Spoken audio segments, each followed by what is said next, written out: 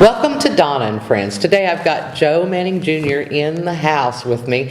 And you know what I want to talk about? I want to talk about your time in legislative at the Capitol. And also I want to talk a little bit about your family history of being a Mason and how that kind of intertwined with what you were doing at the Capitol in a sense. So why don't we start, Joe, with you running your first campaign race. What was the feeling like when you were running for campaign? Well, I had after graduate high school here, I attended Oklahoma State University and majored in political science. So I was interested in politics, and then went on to University of Oklahoma and got a law degree. So after I graduated from college, came back here and opened a law office and ran for state representative. And at that time, the Democrat majority was huge in Oklahoma. Democrats outnumbered Republicans 3-1. There had never been a Democrat elected from this legislative district, this state representative district. So it was an uphill battle to do it. But I just worked hard. I went all over Payne County and knocked on doors and not That's only... That's really what it takes, right. Even today. It does, but... We have all this technology, but if you don't get out in front of the people, I think it's kind of a loss. Nothing replaces a personal contact. So as a practical matter, I ran against a long-term entrenched Democrat in this Payne County district, and I just outworked him. I was going when the sun came up and was still going when the sun went down, and I just outworked him and was elected by some 56% of the vote, wow. Which was a huge majority. So that was a big deal in the Republican Party statewide. It was a big deal in the legislative situation in Oklahoma City to observe someone that worked that hard mm-hmm. and beat an entrenched Democrat. That is very impressive, and I can imagine when you got to the Capitol to start your term, you were probably viewed as an awe factor to a degree. Well, in a way, it was two things. They could tell at the legislature the Democrats who controlled the legislature controlled everything. They could tell that. Now, who was governor at that time? David Boren. Okay, that's what I was thinking. It was probably... David Boren was elected the same time I was. He had been a state representative, mm-hmm. and then he ran for governor. No one gave him a chance of winning. Clem McSpadden was supposed to win, but David Boren outworked him. So David Boren and I were saw completely eye to eye on every issue. I mean, it was kind of a new era. Mm-hmm. Sweep out the old was his statewide campaign. So that helped me too, having a friend in the governor's office, and then in the legislative end of it, I was respected for being sharp and working hard. Now, I couldn't necessarily be rewarded with offices or positions because those had to be reserved for Democrats. But okay. One of the major things that we did during the time that was there is that when we pay our sales tax every day, 2 cents of that sales tax goes to the state of Oklahoma, and at that time was earmarked for the Department of Human Services, what we called then the Welfare Department.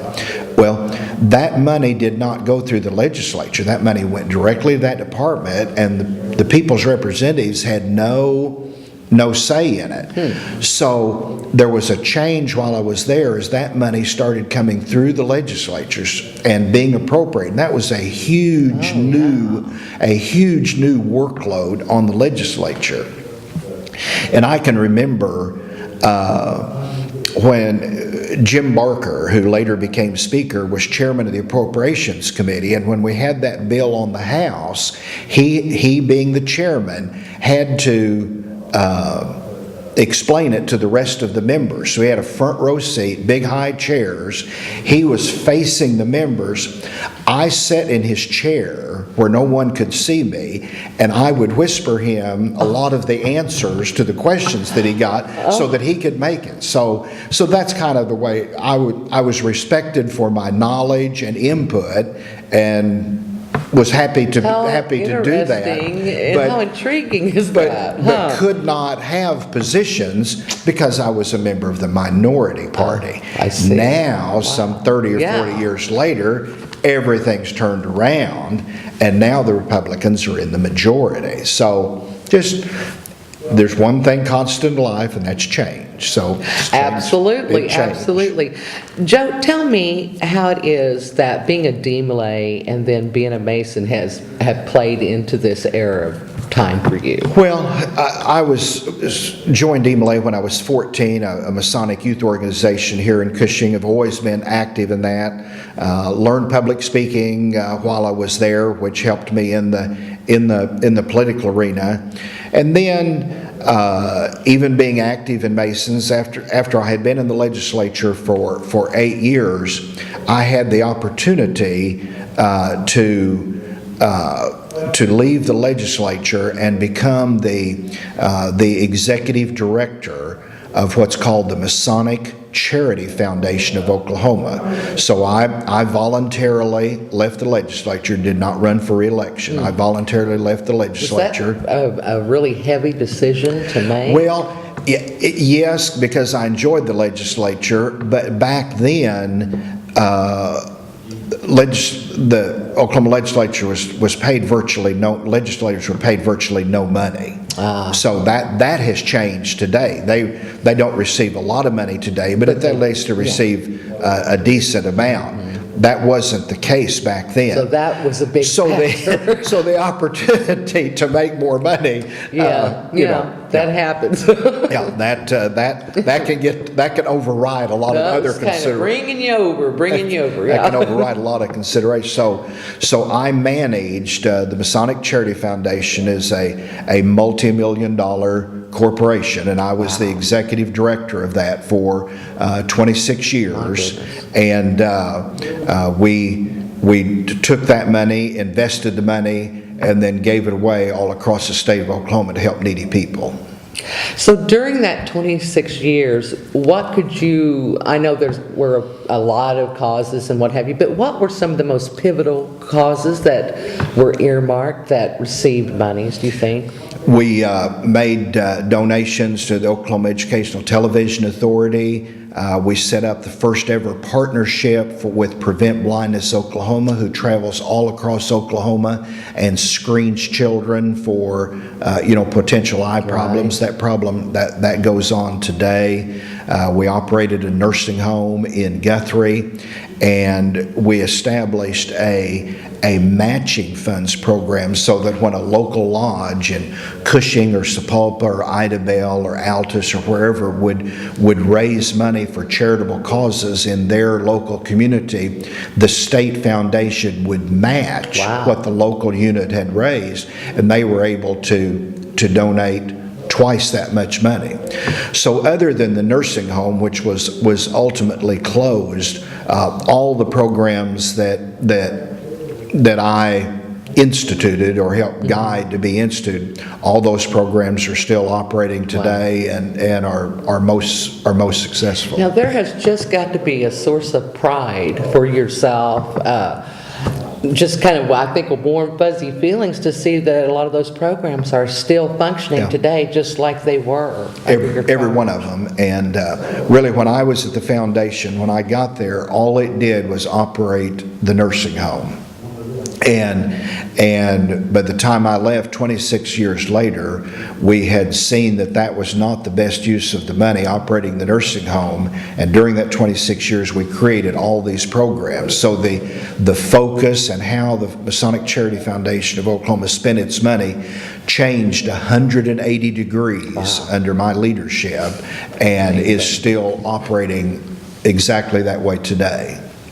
So what do you feel like during this time as a Mason, and you are still a Mason, of course, today, what is the top thing in your mind about being a Mason? Well, the bottom line of Masonry, it is not just to give money away and help people. The real purpose of Masonry is to help people think about their lives and think about how they're living their lives and could they do it better. So hopefully a little bit of that has rubbed off on me. We all look at our lives and think, well, now we could do better or something, or regret things that we've done. None of us are perfect, but hopefully being a Mason, that some of the teachings of the fraternity to be a better person have rubbed off, and hopefully, I'm a little bit better person by virtue of being a member of the fraternity. Well, I think that's a wonderful thing to say, or to speak up with the Masons and our local chapter. I know we have wonderful guys in our chapter, and that speaks to me. That's probably why we have such great guys, because of the guidelines of being a Mason and what it teaches you. Well, I really appreciate you sitting down with me and talking about your time at the Capitol. That was very pivotal, I think, in the sense of being the minority party, and then today we see that is not the case, that the tide turned and Republicans are now the majority. And then your time as a Mason and how that kind of intertwined. So that's pretty cool stuff, Joe Manning. I'll tell you what. I think you and I could probably talk every day of the week. We probably could. Forever. But we're almost out of time, so I'll say thanks for coming in. I've thoroughly enjoyed this, and I look forward to a lot more talks with you. You're watching Donna and Friends. We'll be back.